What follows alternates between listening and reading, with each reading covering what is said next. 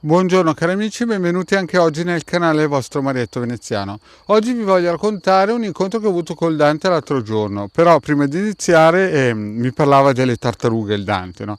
Io infatti ho pensato che si stesse dando col pollice verde al Partito dei Verdi, però adesso vi racconto. Però prima di iniziare scusate se vi volete iscrivere al canale di YouTube di Hildegarda e del canale YouTube del vostro Marietto Veneziano e anche venirci a trovare nei nostri gloriosi Facebook dove è inutile dirlo, i migliori iscritti del social, li ha Marietto Veneziano e Hildegarda, o venirci anche a trovare e iscrivervi nel link qui sotto in descrizione nel Telegram, nei magici arcieri Bertoldini, dove alle 20:30 ogni lunedì Hildegarda e Marietto Veneziano, coadiuvati da Milas, tengono un percorso esoterico gratuito, siamo già più di 170. In più bisogna ricordare che Hildegarda per un breve periodo, vista la situazione, alle 21 crea un muro eterico di fuoco in protezione dell'Italia per il perimetro dello stivale con dei maghi in erba, sempre 21 negli arcieri, i magici arcieri Bertoldini, quindi chi vuole partecipare siete tutti invitati, è gratis. Bene.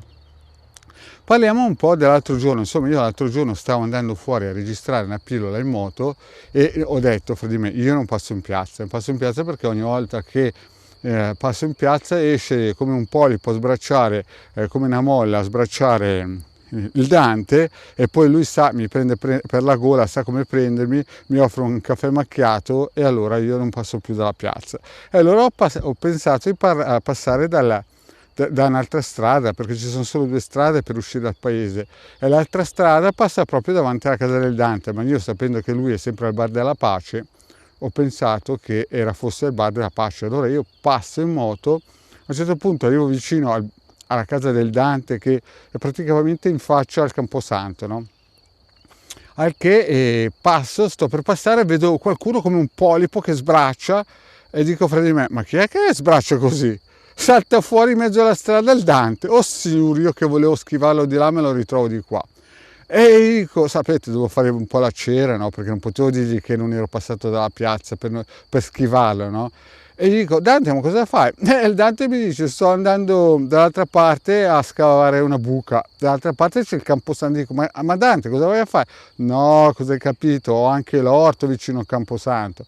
Ah, perché sapete che il Dante quando gli scappa con la luna piena o la luna spenta è sempre uno che ci dà dentro, con le candele. Beh, comunque morale della favola, io cercavo di svisciare, di scappare perché sapete che se no mi offre il caffè e non volevo dirgli che stavo andando a fare una pillola perché se no sa che le cose che mi dice le spiffero io.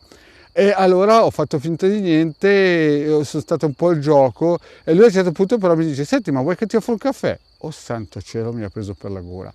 E sapete che il vostro Marietto è un po' tontolone, quando gli offrono un caffè non sa mai dir di no. Beh, morale della favola, cosa ha fatto il vostro Marietto? Ha piantato lì la moto, tolto il casco e i guanti e l'ha corso come un cagnolino, come Rintintin, via, a bersi un caffè macchiato ristretto con tanto latte. Morale della favola, il Dante, mentre saliamo, perché il Dante dovete sapere che abita al terzo piano, e tutti dicono che dal terzo piano i birichini vedono meglio il cielo. Io non so per quale motivo, però c'è questo detto che dalla stanza della camera del Dante, quando lui apre le finestre, i birichini vedono meglio il cielo. Boh.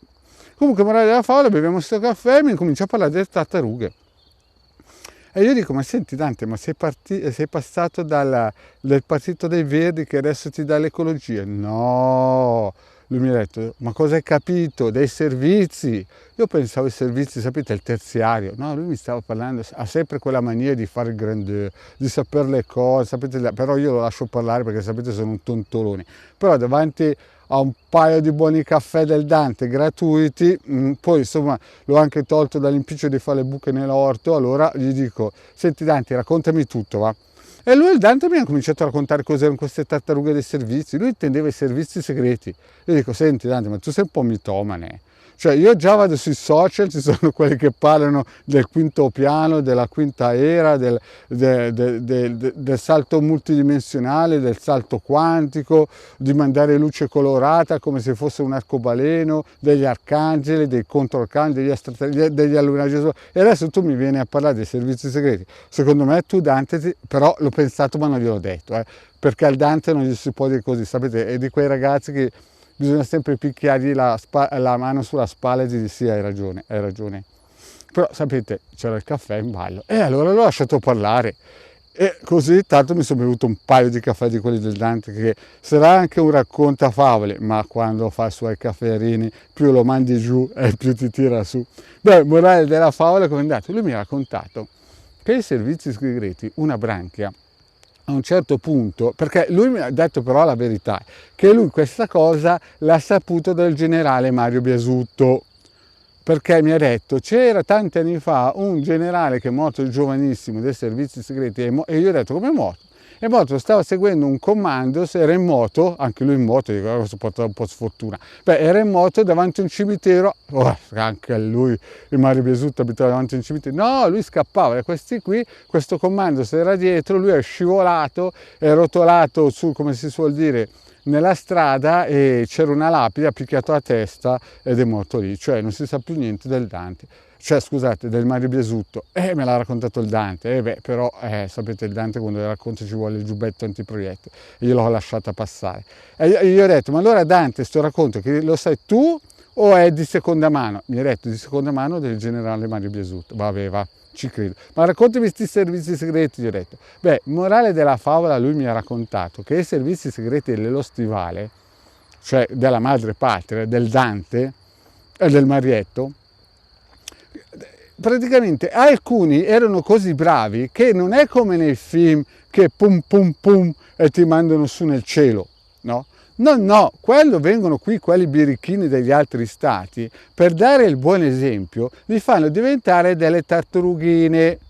Anche il vostro Marietto, cioè non so che cosa sono queste tartarughine, gli ho detto, ma scusa Dante, ma come fai a trasformare le persone degli altri servizi, cioè degli altri stati, quelli birichini, in tartarughine?